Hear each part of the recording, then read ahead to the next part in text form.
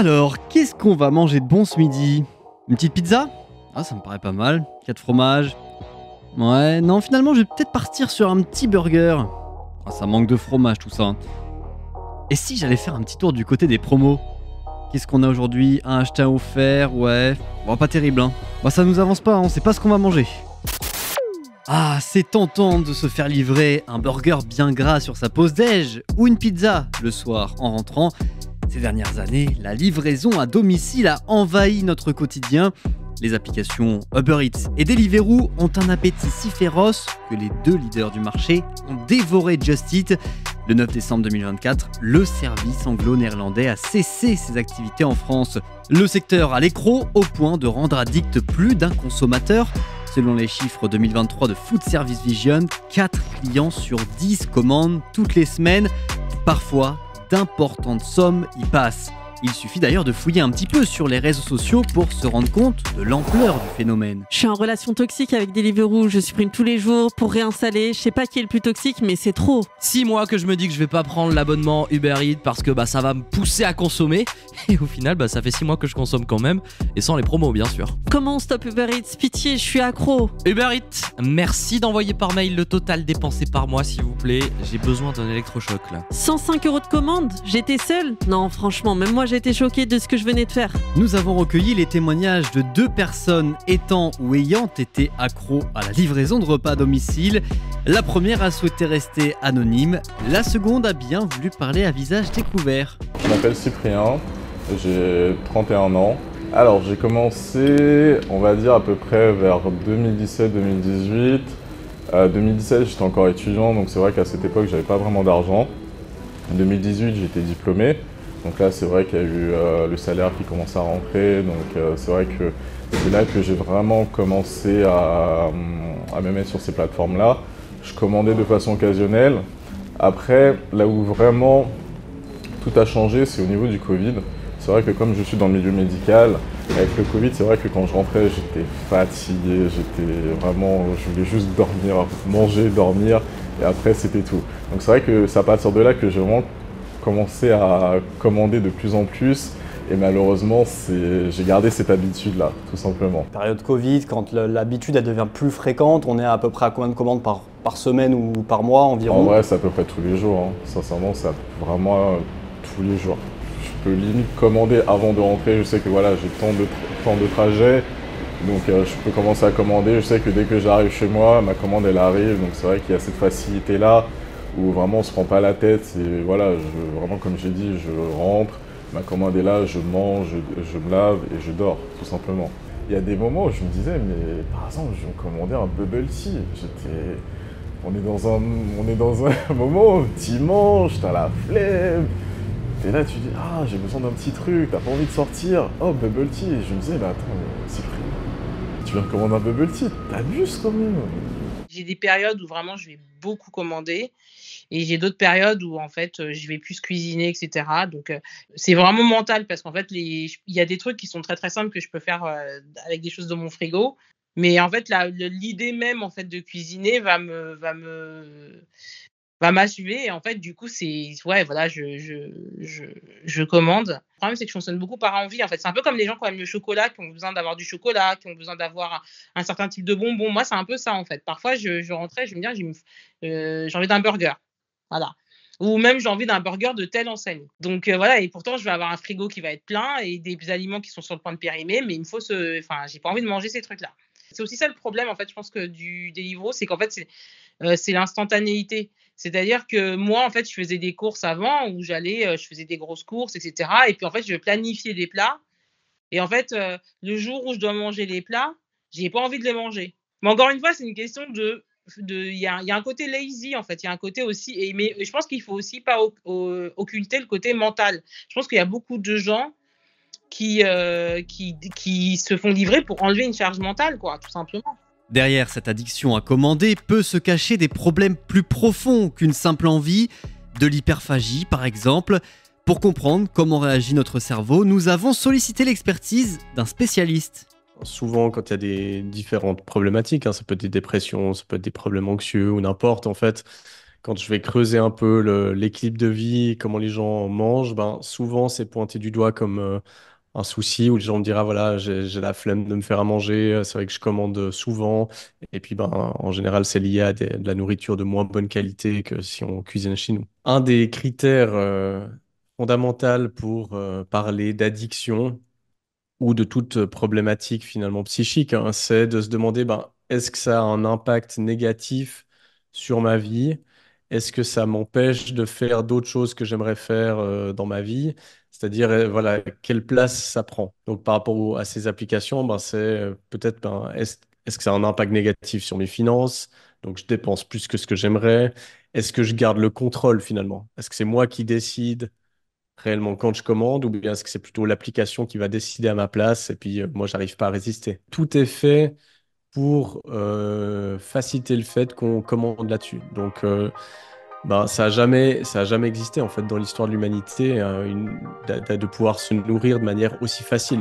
Alors oui, il est facile de se laisser tenter, mais ces plateformes sont aussi très habiles dans leur communication. Récemment, le numéro 1 du secteur a fait appel à du beau monde pour ses publicités. L'influenceuse Léna Situation, Non, je peux pas, je suis à un vernissage. l'actrice Sophie Marceau ou encore le rappeur SCH avec l'acteur Nassim Niès. Et à chaque fois, un même message, ne pas culpabiliser d'avoir la flemme de rester chez soi pour commander. Non, on va pas pouvoir venir, on est coincé sur la route là. Je te rappelle. Le message entre lignes, c'est dire si même vos influenceurs osent décommander quelque chose pour commander quelque chose en livraison à domicile, évidemment, pourquoi pas vous? Donc voilà, on retrouve bien une mécanique assez simple, assez hyper pertinente, hein, de déculpabiliser le consommateur. Les quelques freins liés au fait de pouvoir se faire livrer, ce sont évidemment les frais de livraison qu'Uber Eats incarne de manière très amusante par un gars casse-pied, énervant, un peu exaspérant. Et d'ailleurs, quand vous regardez bien, les frais de livraison sont aussi casse-pied, énervants et exaspérants. Donc ils le font avec beaucoup d'humour. L'idée d'incarner un problème par un personnage dans la publicité est absolument super efficace. Cette publicité s'ajoute aux autres appels du pied. Tout est fait pour nous faire céder à la moindre envie. Notifications envoyées sur des heures stratégiques. Abonnements qui promettent de faire des économies sur la livraison. Et les fameuses promos, un acheté, un offert. Ah, ça serait dommage de passer à côté quand même. Ça, c'est un peu con parce que j'y suis un peu sensible en fait. Et là, genre, j'essaye justement de freiner. Il y avait à un moment donné, il y avait une promo où c'était en fait c'était 7x7 ou un truc comme ça. Donc en fait, il fallait commander 7 fois dans le mois. Et ça, je me rappelle qu'à une époque, à un moment donné, je finissais les 7 quoi. Mais je finissais les 7 peut-être en une semaine et demie. Clairement, je pense que j'aurais mangé moins s'il n'y avait pas eu ces promos. Donc en fait, clairement, ces promos, elles marchent sur moi. Tout ce qui est code promo, oui, par exemple pendant le Covid, nous, côté hospitalier, ils nous ont mis en place en fait un code pour qu'on puisse commander et avoir des réductions sur les frais de livraison. Donc c'est vrai que ça n'a pas mal aidé parce que niveau coût, c'était moindre. Ils ont mis en place un système où en fait, quand on commande à plusieurs reprises dans le même restaurant, on a des réductions. Donc c'est vrai qu'on a un peu... En plus, ils te laissent un certain délai. En gros, il faut commander au bout de tel temps. Et là, on a une réduction. Donc c'est vrai qu'on a cette tendance à vouloir dire « Ah, si je commande 5 fois, la 5e, j'aurai moins 10 €, c'est pas mal. » Donc c'est vrai que... On fait pas trop vraiment attention, mais ça joue énormément. Ça joue pas mal. Par mail, Uber Eats nous indique que les restaurants sont libres de proposer des promotions, mais restent plutôt évasifs quant à la fréquence des campagnes d'offres. Malgré ces montagnes de réduction, chaque jour, la facture grimpe. En moyenne, les Français dépenseraient chaque mois 83 € sur ces plateformes. Mais pour nos accros, le calcul vire au rouge. Cyprien a estimé le montant laissé sur Uber Eats et Deliveroo. Accrochez-vous, depuis 2017, il aurait laissé entre 30 et 35 000 €. C'est vrai qu'en fait, à plusieurs reprises, j'ai essayé de pas désactiver l'application, mais plutôt de supprimer. Mais malheureusement, on est dans une addiction et on revient assez généralement dedans. Donc c'est vrai qu'à un moment, je me baladais un peu sur l'application et je suis tombé sur le nombre de commandes que j'ai effectuées depuis que j'avais ouvert mon compte.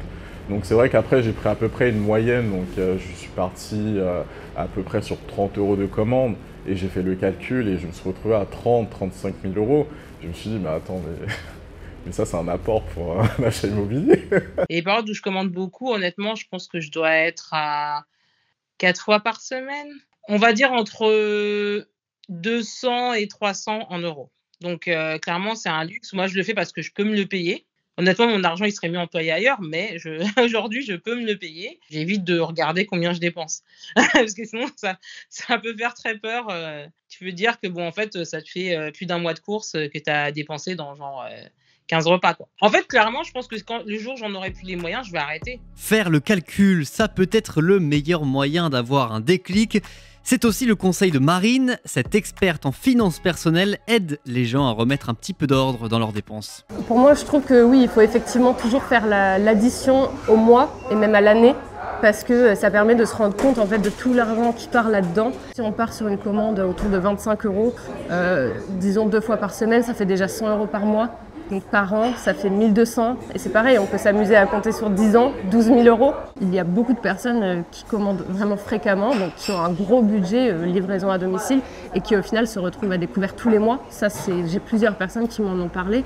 Et donc elles vont culpabiliser parce qu'elles savent très bien en fait qu'elles tombent dans le piège. Et en même temps, il ne faut pas culpabiliser parce que tout est fait justement pour qu'on tombe dans ce piège. Donc c'est pas non plus absurde, c'est pas être complètement bête de tomber là-dedans parce que c'est très très bien réfléchi pour qu'on en arrive là. D'autant que vous l'avez sûrement constaté, un menu vous coûtera plus cher en livraison que sur place.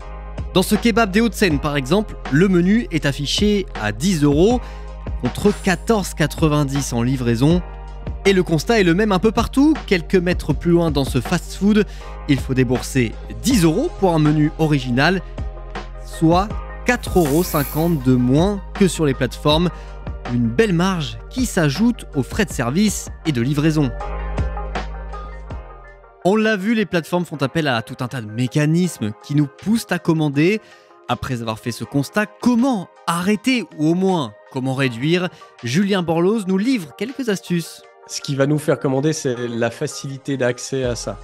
Donc, plus on va aller dans l'autre sens, plus on va compliquer l'accès à ce genre d'application à la commande, plus ça va être facile de pas aller là-dedans. Donc, c'est clair que si on a de la peine à gérer ça, on ne devrait pas avoir ces applications sur notre téléphone.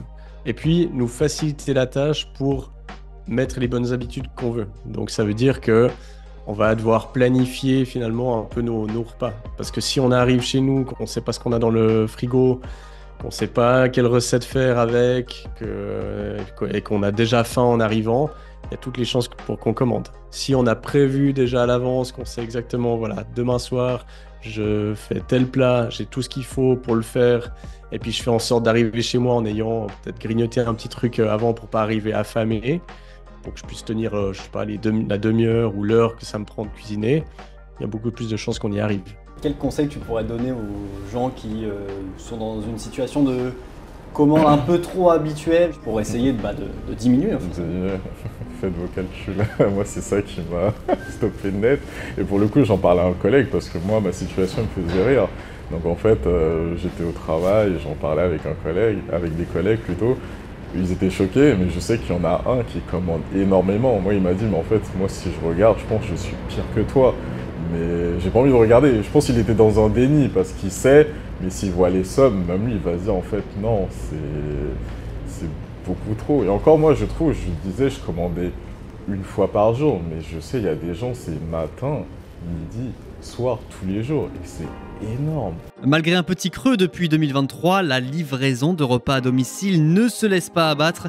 Évalué à 7 milliards d'euros en 2022, le marché pourrait dépasser les 9 milliards en 2026, en grande partie grâce à ses consommateurs les plus fidèles.